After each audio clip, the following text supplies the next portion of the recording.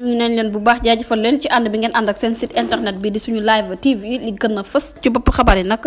dañu koy do rek Barthélémy Dias mi nga xamante ne rek daal dinay génn ci tekkaralam gi di félicité kii di Bassirou Diomaye Faye moom député maire bu Ndakaaru nag mu génn rek daal di félicité Bassirou Diomaye Faye ci tabb gi nga xamante ne rek tabb nañ ko mu nekk président de la république ginnaaw bu mu jëlee fonction nag niki tey ci talaata ji moo ko ñaari fan ci weeru avril ne nag ci turu ñu dëkk ci diwaan bu Ndakaaru ñëpp ma ngay jaajëfal bu baax Bassirou Diomaye Faye di ko félicité ci ndam li nga xamante ne rek daal dina koy am waaye lépp rek mu def ko ci respect ak yaakaar gi nga xamante ne rek dinañ koy yaakaar ne na nag ñu ngi koy dalal ci jàmm ak salaam yàlla rek